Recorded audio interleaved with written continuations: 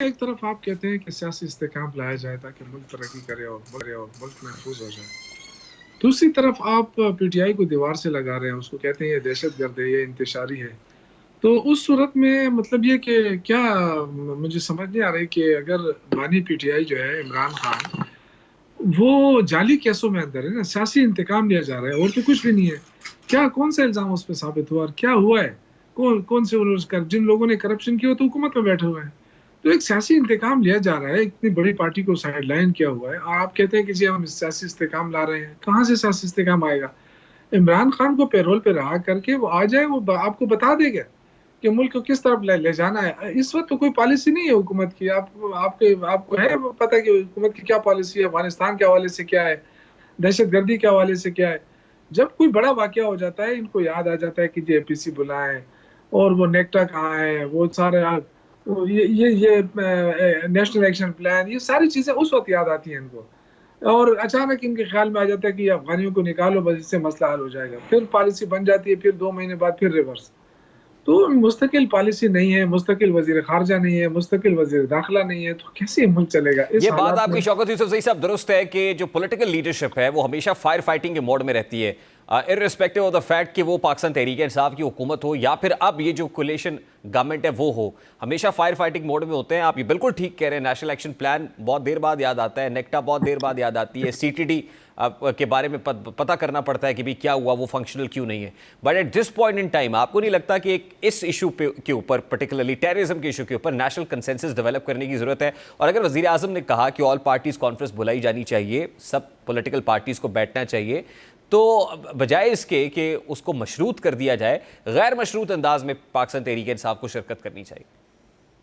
देखिए, जहां तक दहशतगर्दी का खात्मा है उसके लिए तो हम सब इकट्ठे हैं और दुआ भी करते हैं, क्योंकि इस हुकूमत के लिए तो दुआ ही की जा सकती है ना, जब कोई पॉलिसी ना हो और सब कुछ आपने आउटसोर्स कर दिया है कि जी फौज जाने उनका काम जाने। देखिए, फौज जो है ना वो तो ऑपरेशन कर सकती है, वो लड़ सकती है। पॉलिसी तो गवर्नमेंट बनाती है, गवर्नमेंट की तो कोई पॉलिसी नहीं है। अब फौज जो है वो उसको छोड़ दिया गया कि जी आप ऑपरेशन करें, आप लड़ें। वो भी तो आखिर किसी के बच्चे हैं, रोज शहादतें दे रहे हैं, उनकी कुर्बानियों को सलूट। और हम पूरी कौम उनके साथ खड़ी है। लेकिन हमने सिर्फ जंग के जरिए, ऑपरेशन के जरिए मसले का हल निकालना है? क्या उसका कोई हल निकल सकता है? ये सोचने की जरूरत है। और इस हुकूमत को परवाह ही नहीं है, जो भी आता है सारे कारोबारी हजरात हैं इसमें। ये गवर्नमेंट में जो लोग बैठे हैं सारे ताजर बैठे हुए हैं। इनको यही फिक्र होती है मुल्क की मईशत तरक्की कर रही है, इसलिए कोई शोर शराबा न किया जाए। भाई, आप अपने इक़्तिदार को बचाने के लिए बातें करते हैं, हम कहते हैं पाकिस्तान बचे। पाकिस्तान को बचाने के लिए लाजमी 8 फरवरी को आवाम ने वोट दिया है तारिक इंसाफ को। आप उस मैंडेट को तस्लीम नहीं कर रहे हैं, आपने जाली मैंडेट लेकर वहां बैठे हैं, आपसे बात संभल ली जा रही है। तो जब मुल्क को आप संभाल नहीं सकते हैं, आपने मईशत ठीक नहीं की, आपने दहशतगर्दी का खात्मा नहीं कर सके, आप कोई पॉलिसी नहीं दे सके, आवाम को तहफ़्फ़ुज़ नहीं है लोगों के लिए, तो फिर आप क्या करने आए हैं? आपकी जीडीपी ग्रोथ जो है वो तो, अब जाके वो कहते हैं जी जो आईएमएफ के साथ जो इनकी नेगोशिएशन हुई है वो 2.5, अब कहते हैं वो टारगेट मुकर्रर किया है। भाई, जबकि हम छोड़ के गए थे तो 6 पे छोड़ के गए थे। तो आपने कौन सी तरक्की की है?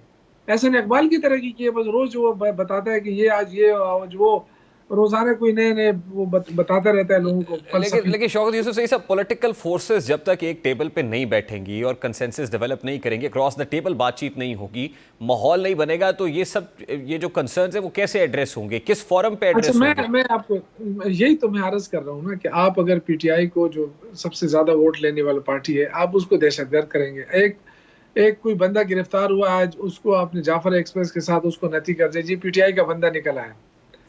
फिर उसके बाद सुबह शाम आपके वज़रा जो है वो इंतशारी कहते हैं और वो क्या क्या नहीं कहते पीटीआई के बारे में। फिर आप एक्सपेक्ट करते हैं कि ये हमारे साथ बैठते नहीं है। तो यार, ये कौन से लोग हैं? ये पता नहीं कहाँ से इन्होंने ये सियासत सीखी है कि गाली दो और फिर आके बैठो। अब गाली देने वालों के साथ तो नहीं बैठ सकते। नहीं, लेकिन यूसुफ सही हाँ, साहब, ये हम मुल्क माहौल इंटेंस हुआ है पाकिस्तान तहरीक इंसाफ के मुज़ाकरात को, हुकूमत से जो मुज़ाकरात हो रहे थे उसको छोड़ के जाने के बाद इसमें खासी शिद्दत आई है। आपको नहीं लगता जिस वक्त मुज़ाकरात हो रहे थे तो कम से कम फायर फाइटिंग तो थी? देखिए, मेरे भाई, आप लोगों की मजबूरियां होंगी, मुझे समझ आती है, लेकिन हमारी ऐसी कोई मजबूरी नहीं है। ये जो है ना, ये इतना बड़ा जुल्म हुआ 8 फरवरी के बाद पीटीआई के साथ और पाकिस्तान के सबसे मकबूल तरीन जमात के साथ, उनके लीडरशिप के साथ।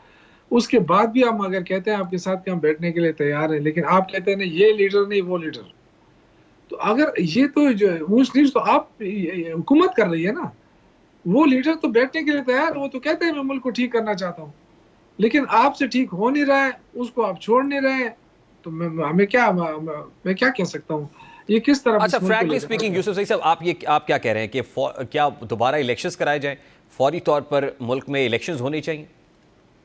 बिल्कुल इलेक्शन होने चाहिए, लेकिन इलेक्शन से पहले इस वक्त जो माहौल बना हुआ है ना, वो तो देखिए इस वक्त तो पाकिस्तान बचाने वाली बात की जी जी, जाए। मेरा अगला सवाल मैं भी ये कि क्या मैं मुल्क देखिए इलेक्शंस का मैं मुतामिल हो सकता बिल्कुल है? इलेक्शन के हक में हूँ, लेकिन मैं ये चाहता हूँ कि पहले सियासी इस्तेकाम आ जाए मुल्क में। सियासी इस्तेकाम के बगैर आप देखें, आपने बहुत ब्लेंडर कर रही है ये गवर्नमेंट, और जिस तरीके से ये रऊनत के साथ और जिस तरीके से ये बातें करते हैं, इससे मुल्क नहीं सुधरता। ये तो देखिए हर कोई हुकूमत में होगा तो तो यूसुफ उसके सही साहब, पास आपके पास हल क्या है? ये सियासी इस्तेहकाम कैसे आएगा? सियासी इस्तेकाम ऐसे आएगा कि जो सियासी इंतकाम है ये छोड़ दें और सबको साथ बिठाए। गो क्या हमारा मैंडेट चोरी हुआ है, सब कुछ हुआ है, लेकिन मुल्क के लिए हम नहीं, बैठने वो के लिए तो तैयार कह रहे हैं कि ऑल पार्टीज कॉन्फ्रेंस बुलाई है उन्होंने, वो बैठने का कह रहे हैं, मगर नहीं। वो पीटीआई नहीं बैठने बैठती का ना। कह रहे हैं तो आप अपने वज़रा साहिबान का अभी किसी वजीर को आप ले लेना, तो वो क्या कहेगा, वो ये कहेगा पीटीआई तो इंतशारी है, पीटीआई तो इस सारे कैम्प में मुलविस है। ये देखें, जब इस तरह की बातें होंगी तो हम कोई इनके घर से तो नहीं खा रहे हैं ना। हमारा मुल्क जिस तरह ये क्लेम करते हैं, इससे ज्यादा हम क्लेम करते हैं हमारा मुल्क है, ये तो इसका बाहर मतलब ये है चलेगा। कि सर ये अना और जिद की जंग है असल में, दोनों तरफ से। अंदाजित तो देखें गवर्नमेंट बना रही है ना, ये तो गवर्नमेंट का काम है कि वो कैसे अब इतने नालायक लोगों को वजीर बनाया है, ख्वाजा आसिफ जैसे, एहसन इकबाल जैसे, वो अरस्तू सारे अरस्तू बने बैठे हैं, आता कुछ है नहीं उनको, सिर्फ अपनी अपनी जो है ना, जो हलकों में उनके साथ जो कुछ हो रहा है। तो अब रेहाना डार जो है, उससे इतनी तकलीफ है ख्वाजा आसिफ को कि वो पीटीआई के हवाले से कुछ भी कह जाता है। इससे रिस्पेक्ट हो कि भाई ये मुल्क चलाना है, मुल्क को आगे ले जाना है, दहशतगर्दी को खत्म करना है। लेकिन आप मुझे बताएं कि दहशतगर्दी कहाँ से हो रही है इस वक्त? सारे कह रहे हैं कि जी अफगानिस्तान के रास्ते से हो रही है। तो आपका वजीर खारजा कितनी दफा गया है काबुल? अच्छा यूसुफ जी साहब, let's just keep these political differences aside for a moment. मैं तो ये देख रहा हूँ कि जो प्रोविंशियल गवर्नमेंट है, ज़ाहिर है केपी से बहुत सफ़र कर रहा है ना अफगानिस्तान में जो दहशतगर्दी हो रही है, वो प्रोविंशियल गवर्नमेंट जो केपी की है और फेडरल गवर्नमेंट, उसके दरमियान कोऑर्डिनेशन का फुकदान है। अली अमीन गंडापुर साहब का स्टेटमेंट ये है कि ये जो अफगानियों का इनखिला है, इसको रोकेंगे, नहीं होने देंगे। अब फेडरल गवर्नमेंट कुछ कह रही है, प्रोविंशियल गवर्नमेंट कुछ कह रही है। अगर लैक ऑफ कोऑर्डिनेशन ऐसे ही रहेगा तो मुल्क सफर करेगा ना सर। तो मैं यही आपसे अर्ज कर रहा हूँ ना कि जो नालायक 3 लोग हैं उनको वफाक में बिठा दिया गया है। एंड व्हाट अब वो अबाउट प्रोविंस? इतना बड़ा फैसला जो आप कर रहे हैं, आप पहले तो बताएं कि आपकी पॉलिसी क्या है अफगानिस्तान के हवाले से। आप पॉलिसी तो बना नहीं पा रहे हैं। आपकी मर्जी होती है, आप ऐलान कर देते हैं कि माजरीन को निकालें, वो जब शुरू होते हैं तो 10 दिन बाद फिर कहते हैं नहीं अच्छा रोक लें। तो आपने तो कोई पॉलिसी नहीं दी है, आप अचानक कैसे फैसला कर सकते हैं? 18वीं तरमीम के बाद आप सूबे से पूछे बगैर कैसे फैसला कर सकते हैं? आप बताएं ना मुझे।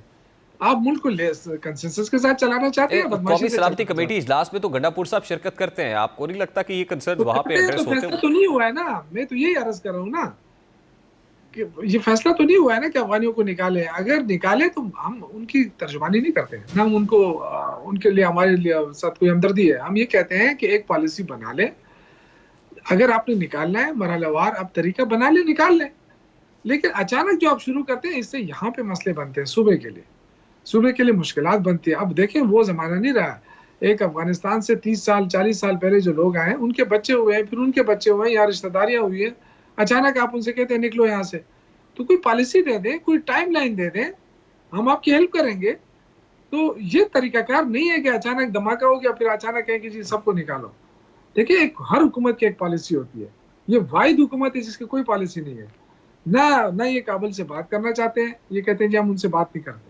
अच्छा नहीं करते हैं, फिर उसके अलावा और क्या ऑप्शन है आपके पास? वो भी तो बता दें ना, हमारे साथ शेयर कर लें। वो भी नहीं है, बस एक इल्जाम तो जी वो इमरान खान ने सारे लोगों को यहाँ खपाया था इसलिए सारे मसले खराब है। यार इमरान खान के दौर में फैसला चलो हो गया, और लेकिन वो फैसला उसमें तो शहबाज शरीफ भी बैठा हुआ था, उसमें जरदारी भी बैठा हुआ था। लेकिन आप उस जो फैसले जिस को तरह दुरुस्त के समझते हैं? मैं दुरुस्त और गलत की बात ही नहीं है, जिसने किया उनसे पूछे। उस वक्त भी जो लोग थे, जनरल बाजवा साहब थे, वो सारे लोग थे, उन्होंने कहा जी हमने ये फैसला करना है। तो उस वक्त तो सारी अपोजिशन की जमातें नहीं बैठी थी उस वक्त, सबको सबको ब्रीफ किया ना, वो तो इनकार कर देते। फिर जो इम्प्लीमेंटेशन हुई है इस फैसले की, वो तो शहबाज शरीफ के दौर में हुई है, हमारे दौर में तो हुई नहीं, हम तो हमारी तो हुकूमत खत्म हो गई। तो अगर देखें, इतने नालायक वजीर स्टडी भी नहीं करते, इनको ये भी नहीं पता था कि ये फैसला किस दौर में हुआ है। तो जब ये फैसला गलत था, नहीं, उसको लेकिन यूसुफ जई साहब, ये लेट मी करेक्ट यू। अब देखिए, ये तो हुआ उस वक्त था जब बानी पीटीआई की गवर्नमेंट थी, जिस वक्त ट्रांजिशन हो रही थी, खुद फॉल ऑफ काबिल गवर्नमेंट हुआ था, तो उस वक्त ये फैसला हुआ था ना सर। और उस वक्त आपकी भाईजान गवर्नमेंट फैसला थी, हुआ था, पाकिस्तान तहरीक लेकिन इंसाफ की। फैसला देखें, मेरी बात सुने, आपको शायद आप जरा चेक कर ले, फैसला हुआ था, लेकिन फैसले जो है ना, उस पर इम्प्लीमेंटेशन जो है ना, वो बाद में शुरू हुई है। ये आप जरा पूछ लें किससे। हम हमारे तो देखिए, उस दौर में आपको याद होगा कि हमारे पीटीआई के स्वात में मुजाहरे शुरू हो गए थे कि जी ना लाएं इनको, ना छोड़ें इनको, वो तो एक अलग इशू है। तो एक जाहिर एक तरह कहीं से उसकी सजेशन आई थी, उस पर बहस हुई, उसमें अपोजिशन के लोग बैठे थे, उन्होंने उस वक्त क्यों शोर नहीं मचाया कि ये फैसला नहीं होना चाहिए। तो इतने नालायक लोग हैं, आज क्यों खामोश है, दूसरों पे क्यों डालते हैं। लेकिन आप ये समझते हैं कि फैसला दुरुस्त नहीं था? ये ब्लेम गेम की बजाय हकीकत पसंदी पे आ जाए। आप देखें कि मुल्क में कंसेंसस कैसे पैदा हो सकता है। आप अगर धमकियां देंगे, आपने सब कुछ करके देख लिया, आप पीटीआई को नहीं झुका सके, तो क्यों इस मुल्क को आप मुल्क के ठीक, पीछे पकड़ रहे हैं? लास्टली यूसुफ सई साहब, देखिए कंसेंसस तो फिर मैं कहूंगा बैठने से होगा। अब एपीसी में जाएंगे या नहीं जाएंगे, ये फैसला कब होगा? एपीसी के लिए हमारी टीम बन गई है, वो फैसला तो पार्टी ने करना है, और कुछ नाम दे दिए गए हैं। वो कौमी और सलामती कमेटी के लिए है ना? कौमी सलामती कमेटी के लिए, एपीसी के लिए तो बता दिया है ना कि जो पार्टी का फैसला वही होगा। जो इमरान खान की पैरोल पर आई, वो आके बैठे और वो खुद फैसला करेंगे। तो ये हो सकता है, और अगर ये नहीं मानते और कहते हैं कि जब पीटीआई के तो बगैर, क्या पीटीआई एनआरओ मांग रही है सर? भाईजान ये जो पैरोल पे आई कौन से एनआरओ नहीं, होती है? अंडर ट्रायल, आज ये कहा पार्लियामान के अंदर, कहा गया हुकूमत की तरफ से कि अंडर ट्रायल कैदियों को एग्जेक्टिव ऑर्डर के तहत रिहा करें, ये मुतालबा है पीटीआई का। तो क्या ये अच्छा, मुतालबा एनआरओ के मुताबिक नहीं? मैं एक और अर्ज करना चाहता हूँ कि जब नवाज शरीफ यहाँ से गए थे, तो क्या वो अंडर ट्रायल नहीं थे? और जब वो वापस आए एयरपोर्ट तक, तो क्या वो अंडर वो ट्रायल आपकी नहीं थे? गवर्नमेंट ने भेजा था ना सर। तो यार, तो गवर्नमेंट तो भेज सकती है ना, इसका क्या मतलब? यही मतलब हुआ ना ये फिर। यही डिमांड कर रहे हैं आप इस गवर्नमेंट से? नहीं, हम डिमांड नहीं कर रहे हैं भाई, हम मुल्क की बात कर रहे हैं। ठीक, आप किसी और तरफ चीज को ले जा रहे हैं। आप ठीक। एक तरफ हमसे मांगते हैं कि कंसेंसस पैदा करें, फिर आप कहते हैं नहीं ये मानते हैं, ये नहीं मानते हैं। तो मुल्क आपने बर्बाद किया है, आप जिम्मेदार हैं इसके, फिर आप संभालें ना इसको। ठीक, यूसुफ जई साहब, I have to take a very quick short break. Pakistan Tehreek Insaf के रहनुमा शौकत यूसुफ जई साहब हमारे साथ मौजूद थे। पाकिस्तान तहरीक इंसाफ का अपना मौक़िफ़ है। इजलास में शिरकत के लिए 14 रुकनी एक कमेटी, ये नाम दे दिए गए हैं, लेकिन ऑल पार्टीज़ कॉन्फ्रेंस बानी पीटीआई की पेरोल पे रिहाई से मशरूत करार दी जा रही है। ब्रेक लेते हैं, ब्रेक के बाद वापस आते हैं।